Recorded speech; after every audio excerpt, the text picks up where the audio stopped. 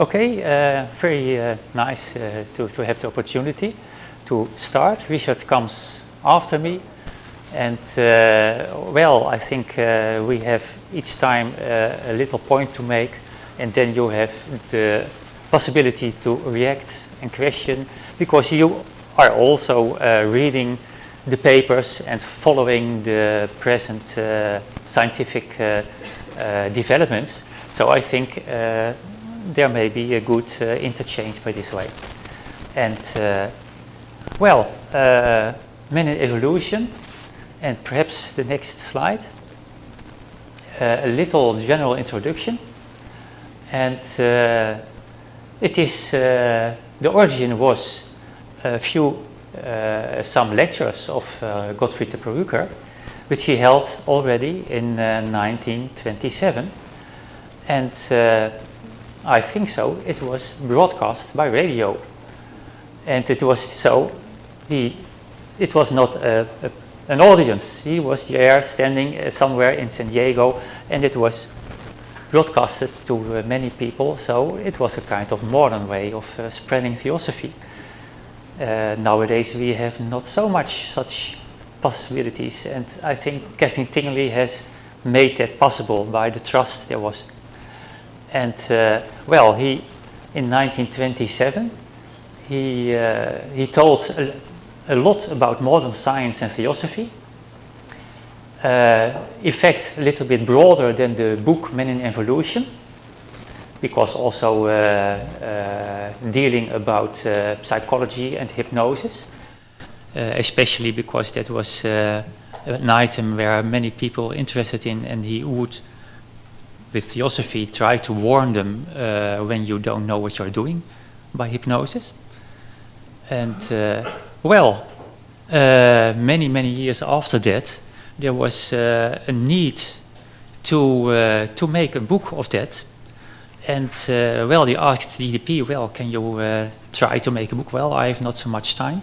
But there was someone on Point Loma who said, well, I shall do the work for you, and you may authorize it and change it, of course. And that was, I think, Helen Harris. Something, I think so. Who doesn't matter so much. She did it. Eh? Helen Todd, exactly.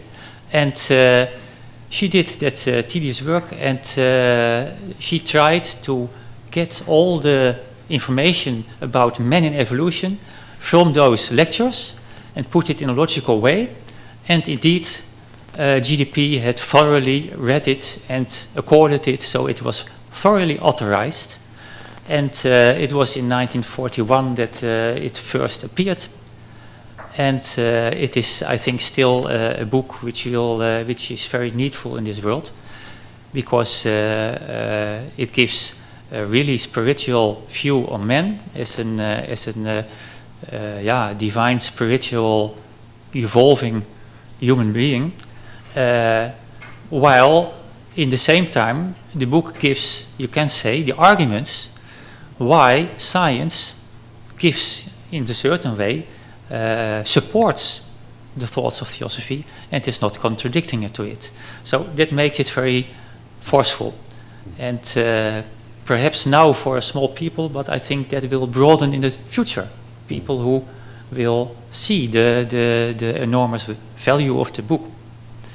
First edition in 1941. I think it is just interesting to note the way GDP thought about the book. He said, for me, the important thing is the theosophy. And I use many scientific facts to illustrate theosophy, to put the theosophical ideas as in a background of discoveries and all kinds of things. So he said, well, between 27 and 41 there are also many new things to add. We said, no, it's not necessary. We don't do that. Just the same that it is not necessary to add all kinds of things in the secret doctrine of H.P. Blavatsky, because for H.P. Blavatsky it was also about making clear theosophy. I think, when you think about it, my personal opinion, the task of de Purucker was this: And you can think about our task. I think that one of our tasks as students of Theosophy, and perhaps you can give reactions, is to use the ultra-modern discoveries and use that as the background of the same theosophical picture. I think for us it is very sensible to give them the most recent discoveries and discussions, and to present that in articles and lectures. But that was not his task, unless, I'm anxious to know your view. Okay, Erwin, next one. About the book is, I think he used what you can say a theosophical educational way, and that means that the first chapters of the book is how to find truth in yourself, preparing people that they are able to digest themselves what he will say afterwards. So what is truth about religion, philosophy and science, and that you need all three to give a real explanation, etc. That was the preparation. Then he dives into the scientific facts and immediately gives theosophical explanations combined. And well, for some people is that tough, but it is in a certain way very worthwhile when you give that good care and time. And then not keeping it in this way, but in the last chapters he tries to give an integral theosophical view of evolution, of the divinity of man, and so you are able to put all the details of the second part into a great scheme. I thought that was a really theosophical way of bringing these thoughts. If we understand all three phases, we should be able to give explanations on recent discoveries and theories. When you understand it, then you are yourself able to read the papers and think about it and find and studying the secret doctrine again, studying GDP again, and you will find clues, I think, to all scientific discoveries if you have, if you go on until you have that understanding. Okay, Erwin, perhaps there may be already some questions about this introduction. No questions? Yeah. Perhaps a little addition to the introduction is Herman said you can download the original version of Man and Evolution, and the book that Richard had with this, that is the Pasadena, the version of the university press, and well, one of the reasons why we in our Blavatsky organization translated Man and Evolution again in Dutch was that that book has been changed in many aspects when you compare it to the original text. And the PDF, which Herman says that you can download, that is the original text. And but there are really many changes, and in our view that is in fact you can never justify it, because it had also a kind of reason when GDP added a thought, and you when you skip it, then and you don't ask GDP that you can do it, then you are in fact thinking that you know better how to bring it than GDP. But okay, so this is I think an important point. Yeah. Okay, there were some issues where we can just shortly give a theosophical idea. That's in all cases in my slides is that the first dot, the second dot scientific confirmations, if there are scientific confirmations, and the third dot more general applications. And to start with is the whole theory of Darwin and the Theosophical evolution ideas. Well, they have one major, you can say, difference, very, very fundamental, and that has simply to do is what is evolution. And you know Theosophy, you know probably the 3 propositions in the secret doctrine. We see each human being as, you can say, a kind of spiritual, even divine spark, which is flowed out, emanated from a cosmic life consciousness.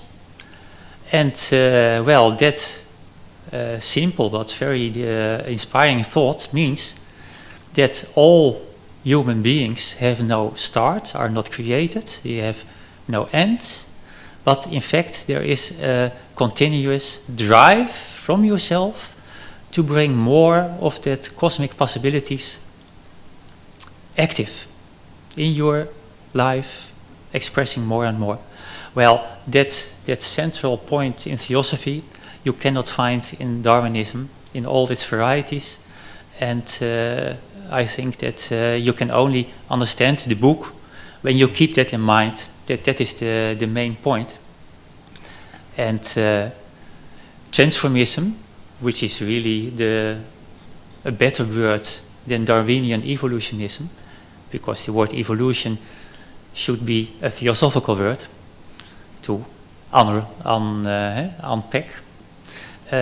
Transformism just talks about the bodies changing into other bodies.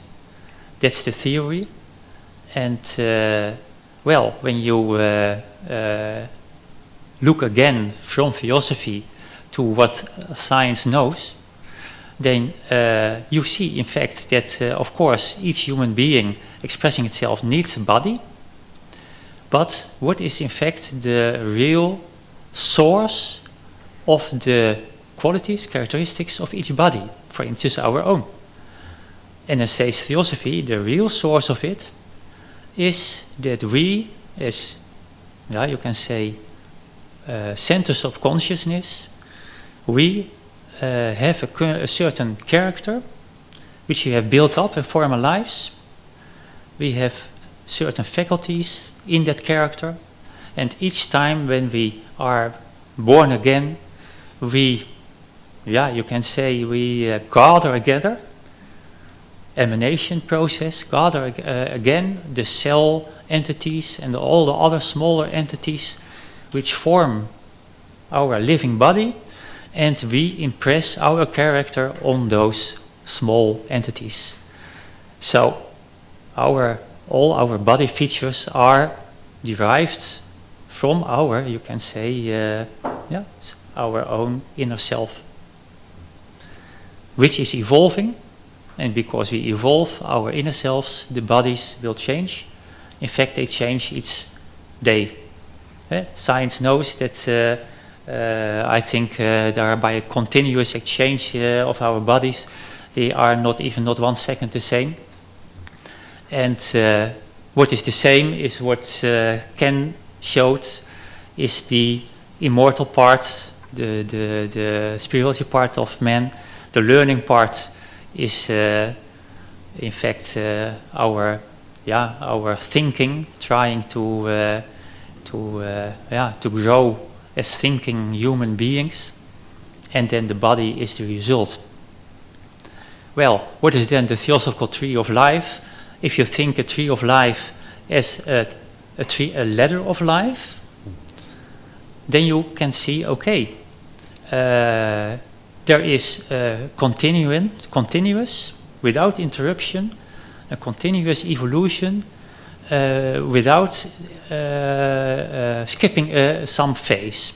So every entity has to start, you can say, in the cosmic baby class, and you cannot skip being a child and go immediately to become an adult. Dus you have to go through all the phases, and Theosophy teaches, well, there are you may say 10 phases, 10 kingdoms, and we now, as a human kingdom, are very, now yeah, I can say fundamentally different from the animal kingdom, not by looking to our bodies, because it is almost all mammalian what you see at the moment, although there are also big differences, but when you look into our consciousness, it is fundamentally different. There is a real change by the awakening of our manas, or thinking, our thoughts.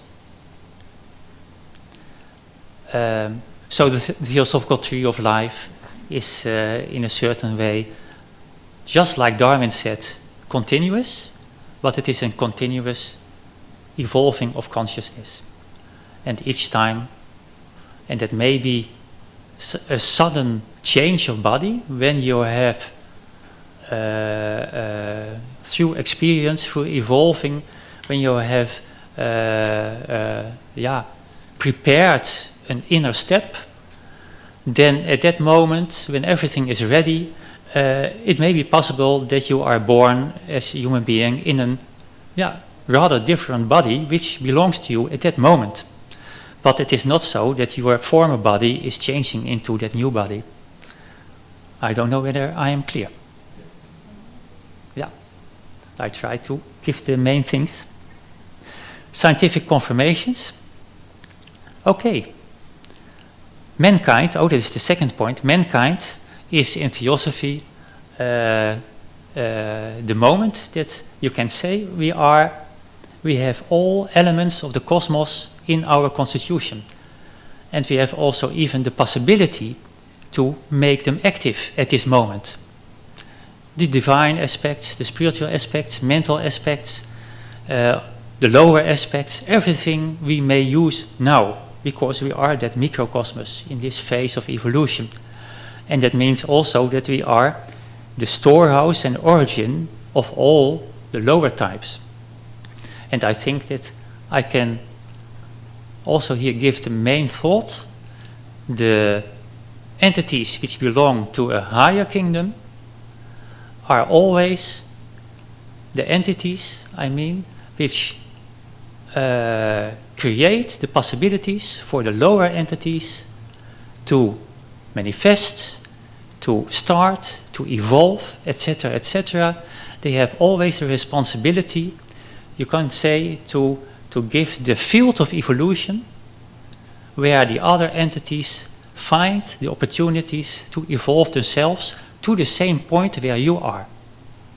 Well, there is a kind of, I say it very shortly, I think there are many thoughts around it, but it is the main principle. So we human beings have a responsibility, and Theosophy teaches in many ways where we are very direct influence on the animals.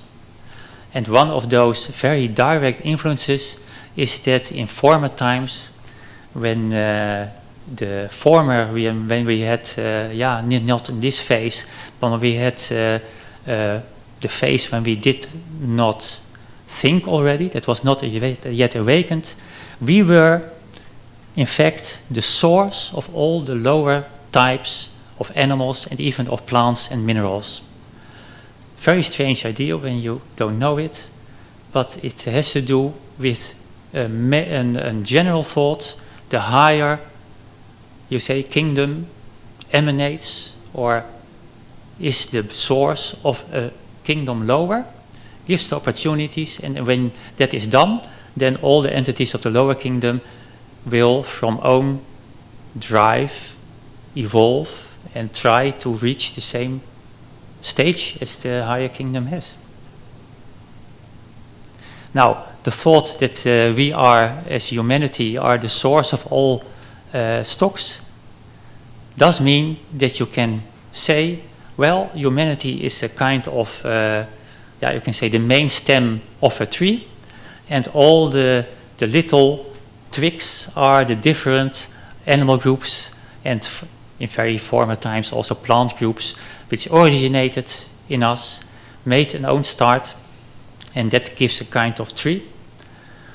And of course, we still have an enormous influence on those beings.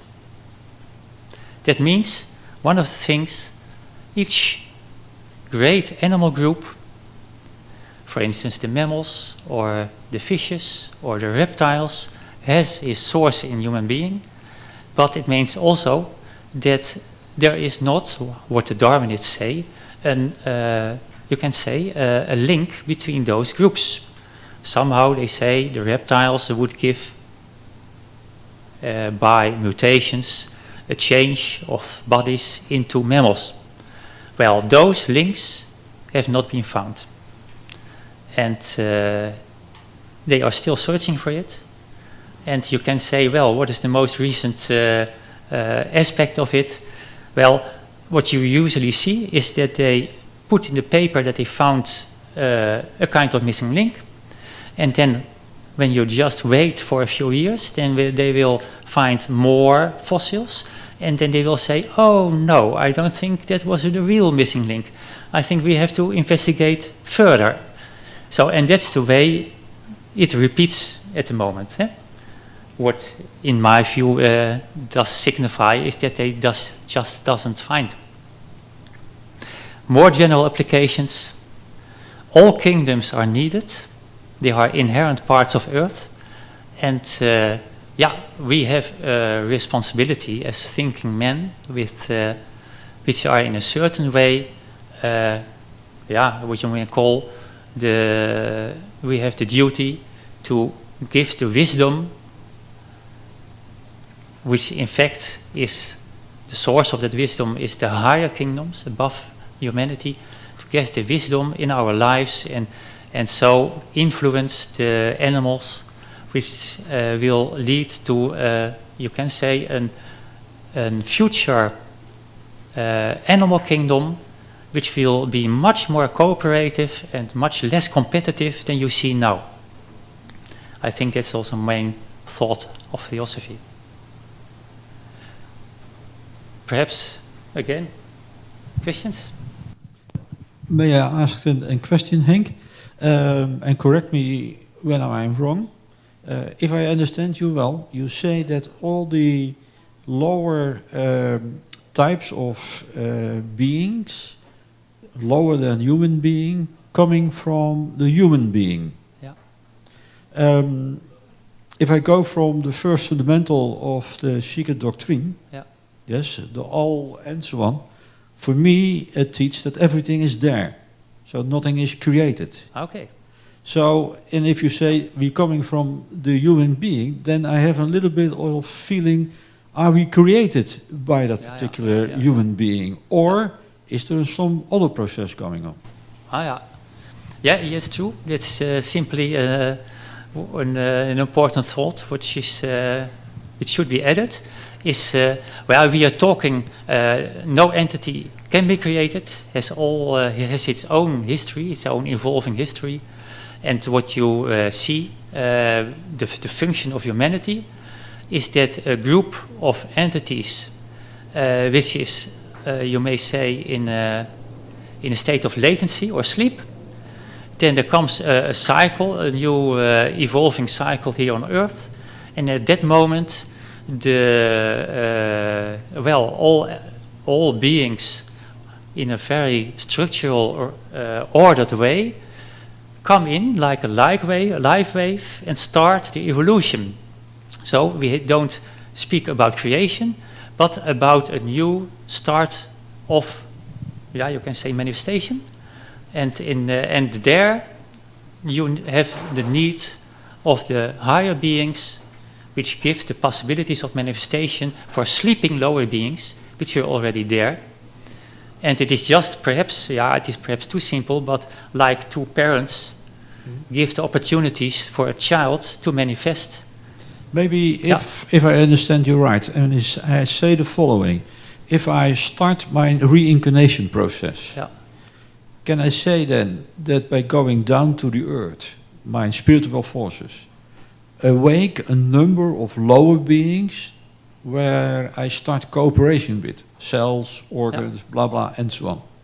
They have their own evolution, they have their own history, but we have a cooperation. We have built over many incarnations a type of relation, so that I can say, between brackets, they belong to me. Yeah? And I recall them, and I say, okay, here I am again, I need you, we start to work again. Is that the correct conclusion? I think that's a very clear way of saying it. Sure. Yeah. Because I like to step away from the idea that I was created once by a higher being, because then it is an old frustration from my history. Yep. Yeah, true. Yeah. Okay.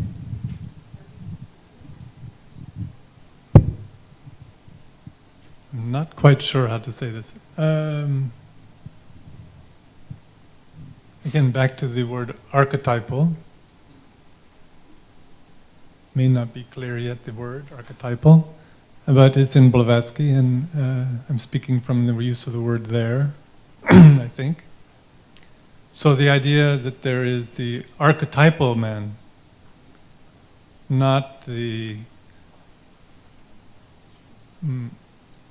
manifest human man in its many forms over the period of evolution, but an archetypal man, and that archetypal man is co-evolved with the universe.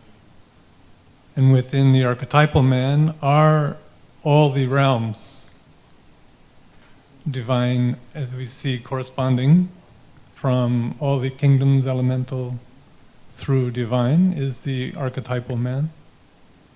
So because the universe and the archetypal man, this macrocosm is an archetypal man, and the microcosm are one thing, all the elements of the archetypal man manifest in it, due to that essential core divine idea. Am I making sense? Yeah? I don't know. Discussion point. I think that Nicholas continues. Yeah, Ben, you have the mic.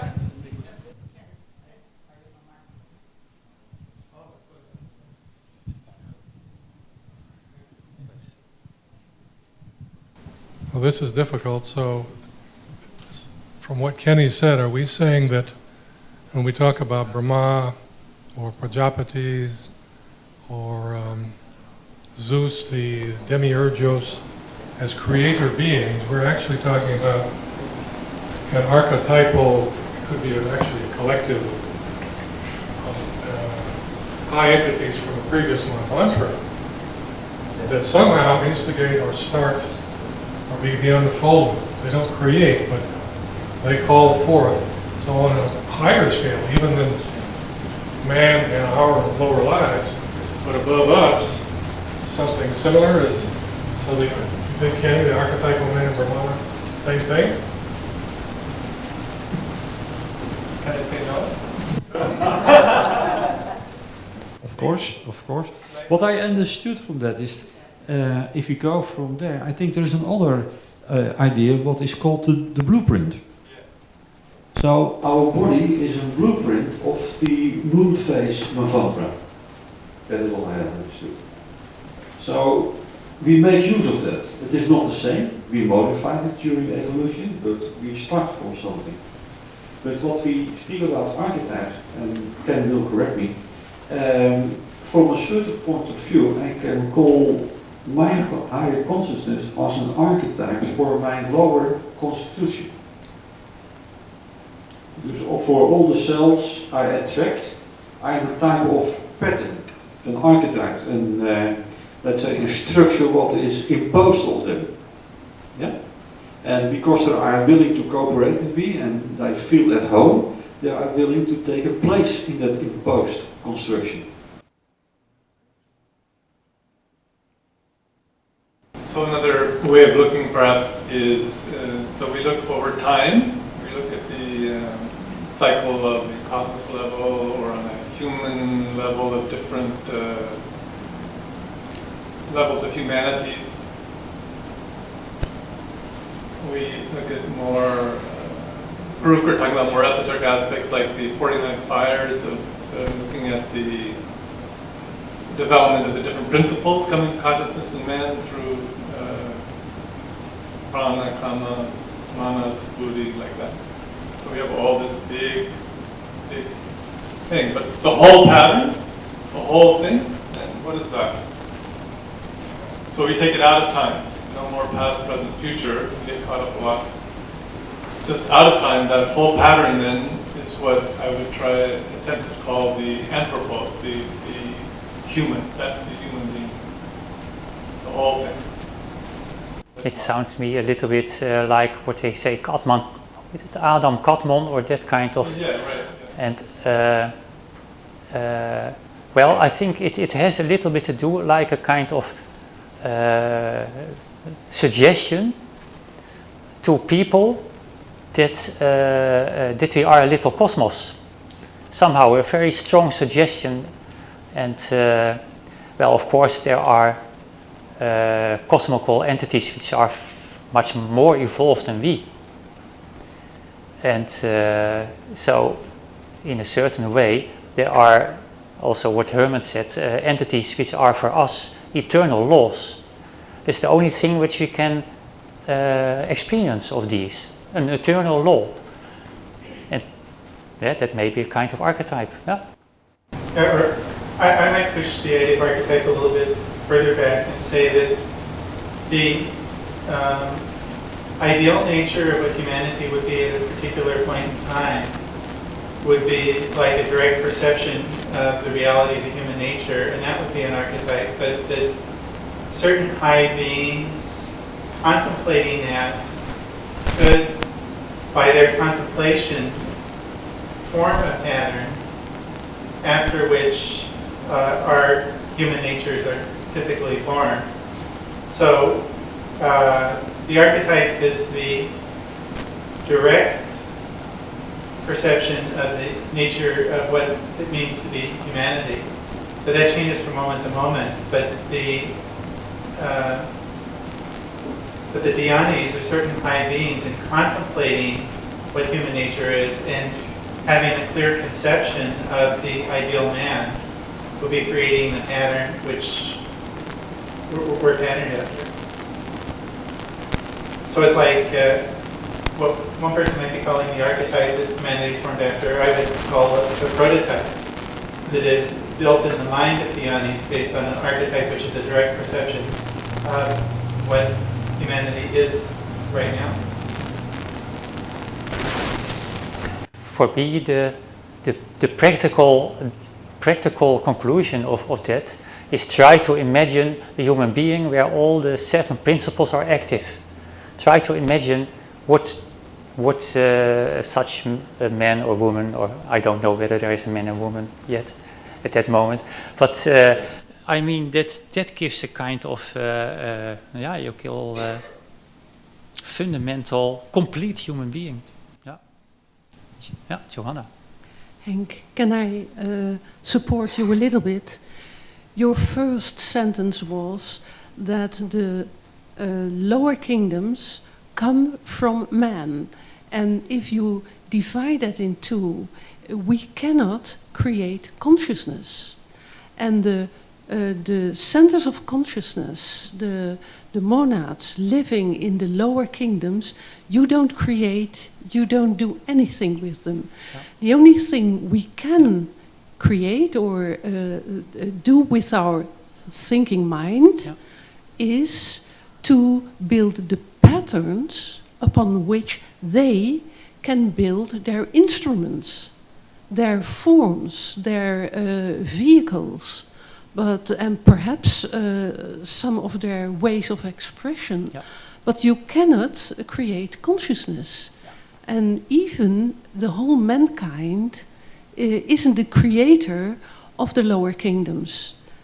Consciousness is consciousness, and we can influence each other in the way we build up our expressions, our forms.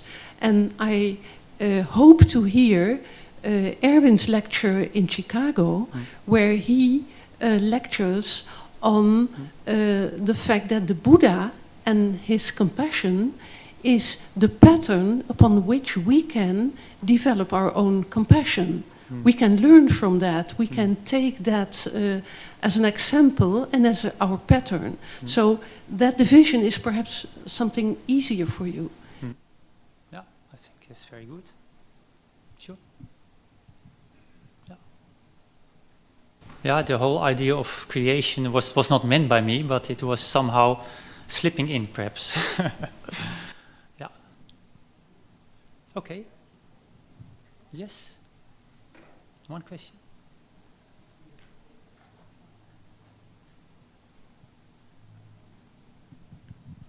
Yeah, it's an interesting topic. I watched Church Channel. It's a Christian TNT network for about 3 years.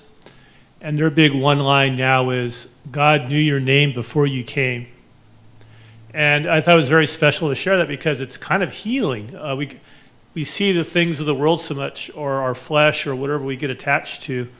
And that statement seems to bring a healing, that God knew our name before it came, that we're not evolving to something beyond human.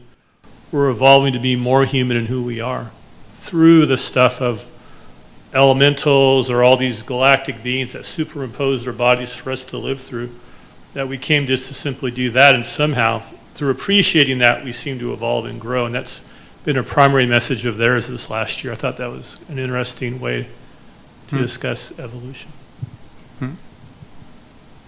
Yeah, if I understand you well, what was I think my understanding of theosophy is that all beings need all other beings of higher, lower, and also the same level, of course, because we need each other, while we are all human beings, as the ways to get the experience to get the divine possibilities in ourselves, to get them awake. So you cannot do that isolated. And so we need the stimulation of the Buddhas and the Christs, and we need, of course, all the daily experiences. Perhaps, I don't know whether you think about that, but yeah, perhaps there. I thought you covered the book very well, because GDP does show that man is the storehouse of ideas. Of course, the higher, as Eldon was pointing out, the higher beings do give the archetype imprint for man himself, but man in turn is responsible, and the origin of the lower types, because GDP shows that even like snakes and what we think of vicious creatures are influenced by man, and their forms develop and change. So I think you captured the theme of the book, Man and Evolution, very well in what you said. So like Johanna, I want to support what you have given in that first section there. Okay, thanks. Yeah. And I have a connection with your point about the name. Name, the word, logos, is a way of talking about pattern or pattern making. You could, whether it's a prototype or an archetype, I don't know, but Theosophy does talk about manifestation from the logos, which is a combination of reason and word and name. Of course, our notion of God's not standard, but there's something there.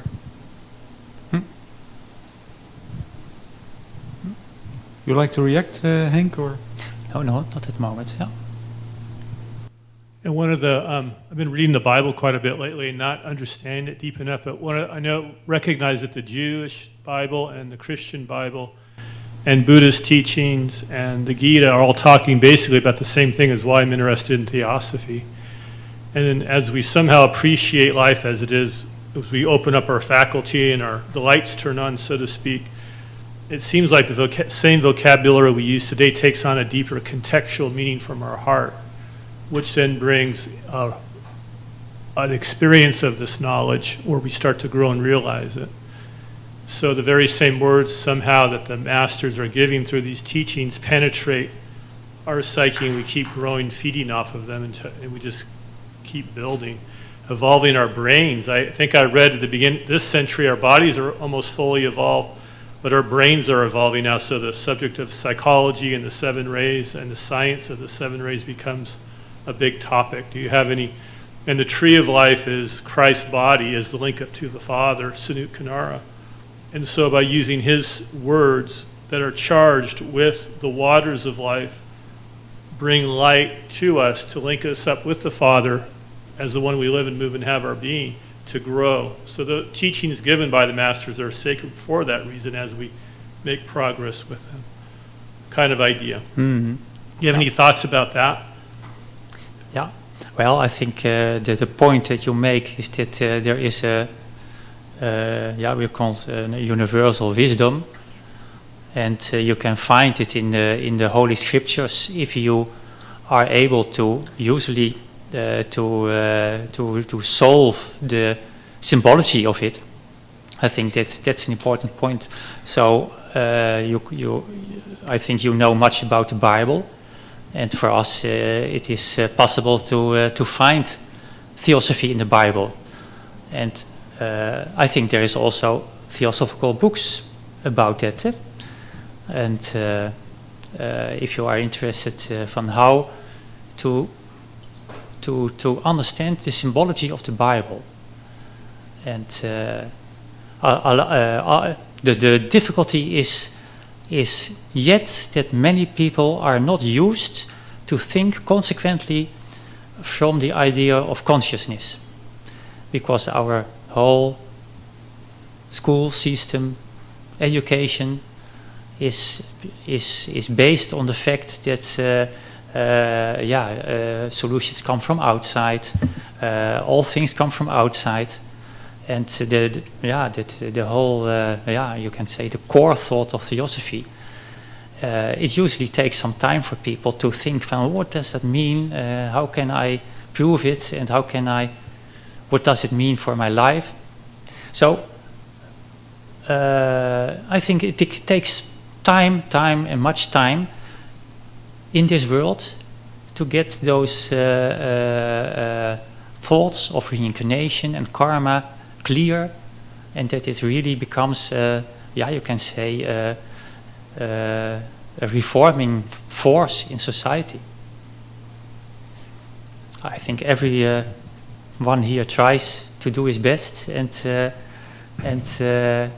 but it takes time, because for me it took also time to understand theosophy, etc., etc. So therefore we are not so much focused on a special year that something happens. Do you understand? Because it is the gradual growth of every human being, and you cannot force it. Okay, perhaps. Yeah, Henk. We're running quite fast in time. Yeah. Maybe we should go over to the second slide. Yeah. Yes, that may be. Or perhaps I think the presentation of Richard. Yeah. That he should have enough time. Yeah. Okay. Yeah.